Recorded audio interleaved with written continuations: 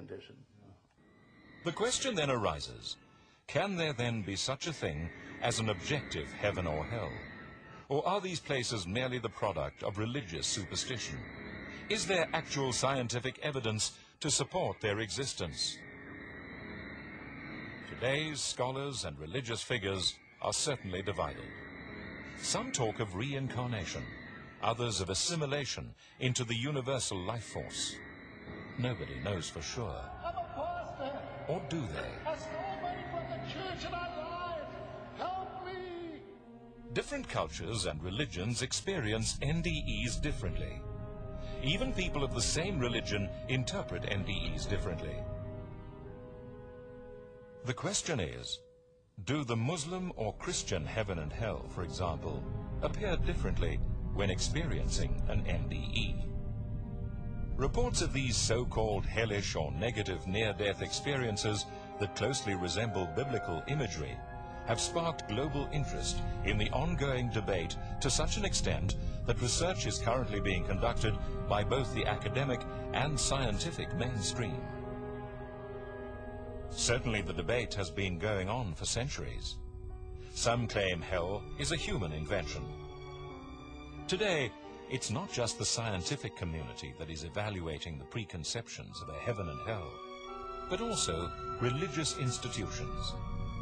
Some churches even go so far as to say that there isn't a hell, and question whether these archaic beliefs are still valid in the 21st century. But how do these hellish experiences appear? When we die, we go through a fairly rigorous series of events. And a picture that a child drew of nearly drowning, I think, illustrates this better than anything else. And we can see in this picture, the first thing he draws when he nearly drowned is he states that hands reached inside his body and pulled him out. Doesn't identify who these hands belong to. But then these hands plunged him into darkness. As I'm standing there, I've become acutely aware that the darkness isn't just physical, but there is a spiritual component to it. An evil, cold, encroaching. It's like the atmosphere is permeated with a cold sensation, a chill or a terror. Visible eyes of something or someone checking me out.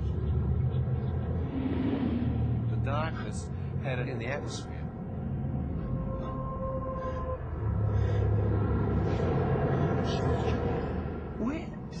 Where am I? Shut up! Serve to me.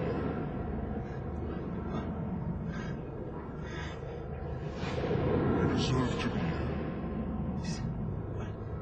What? Deserve to be where?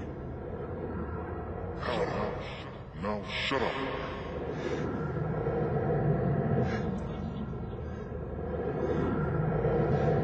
As I stood there, realized that I could actually be in hell. And then I felt my body begin to move. I was strapped to a gurney, but it was like my body began to float. And I'm floating through this smoke. And I'm going faster and faster. And I can't understand what's going on. And I begin to hear voices all around in the smoke. And the voices are crying. The voices are screaming. And there's all kinds of groaning. And then it's like I'm coming out of this smoke, like I'm coming out of a tunnel. And I'm looking down into what appeared to be the open mouth of a volcanic crater, like a burning lake. And I'm falling into this. I'm just going down into this, and I have no control. And the smell is awful, and I can't breathe, and my ears are full of these screams. And then, as I'm going down into this, I begin to look into the flames, and I begin to see people. I mean, there's Thousands. There's too many. I don't know how many people are in the flames. And they're screaming, and their arms are flailing, and their bodies are rolling, and they're burning all over. They're burning like in liquid fire. But they're not burning up. They're just burning. And like a close-up lens on a camera, some of those faces loomed up in front of me. Their faces are screaming, contorted, and they're calling my name. Ronnie, Ronnie, don't come here. There's no escape. Hell seems to be a terrible place. Nothing that we will encounter in this world. But what do researchers say? Dr. Tony Lawrence from the University of Coventry. From my position in terms of transpersonal psychology, the psychology of spirituality, which would deal directly with notions of evil and of good, and of hell and of heaven. My perspective on what hell would be is that hell is not a place that you go to as such. Hell is more a conditional state of mind that a person has when they're ignorant of the possibilities in their life, the possibilities for love and joy and happiness, and of leading a meaningful life, so that in fact anyone at any one moment in time, by virtue of just being ignorant of their circumstances and of themselves and their place in the world, would literally be in hell. But it wouldn't be, it's not a place that you can go to, it's a state of being, for me personally. Yeah. We don't know what happens after we die. For sure, there's no objectively, hell isn't a planet on the other side of Jupiter that we haven't discovered yet. This is clearly a mental phenomena that happens to us when we die. It's real. The calculus is real. Mathematics is real. Love is real. So these experiences are real experiences, but they're dynamic experiences. They happen to us when we die.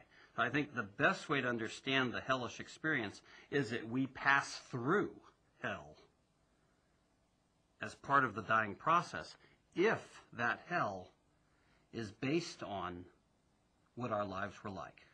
If we're isolated, if we're alone, if we harm others, if we have religious belief systems which incorporate an objectively real hell, if we're afraid of the dark and we don't understand that darkness is part of the dying experience. All of those things woven together, or any of them individually, will then contribute to having a hellish near-death experience. Is the experience then purely subjective? Some experts believe not. Dr. Richard Kent, a retired medical doctor, has traveled the world studying the NDE phenomenon over many years and has written several books on the subject. Of the 300 case studies he has made, an alarming amount report not only the existence of a heavenly afterlife reality, but also a hellish one. A place called hell. And they describe it as an absolutely terrible and awful place. Now, I don't know what it's like in South Africa, but in England, many churches don't talk about hell very much. I don't know why. Jesus spoke about hell a great deal. He said it's a place to be avoided. Anyway, they describe hell as somewhere that's dark and oppressive. They also were told in the scriptures where it is. It's in the center of the earth. Now, people say, well, where do you get that from? Well, it's in the scriptures. Matthew 12 is verses 40 and 41, I believe. Jesus says, I give you the sign of Jonah. Just as Jonah was in the belly of a great fish for 3 days and for 3 nights, so shall the Son of Man be in the heart of the earth for 3 days and for 3 nights. Now, Jesus talked about hell, or the place of the departed spirits at the time of Jesus, being in the heart of the earth. All right? So it's somewhere in the heart of this planet, I believe. Now, for example, in the Old Testament, the spirit of Samuel came up from Sheol, the Old Testament hell, and the sons of Korah went down to Sheol, the Old Testament hell. We're told in the book of Ephesians that one day every knee will bow, those above the earth, those on the earth, and those under the earth. So I believe it's somewhere down there. Now, they describe it as very hot, it's very unpleasant.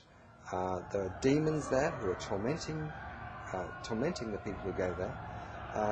It says in the scriptures that Lazarus was in torment.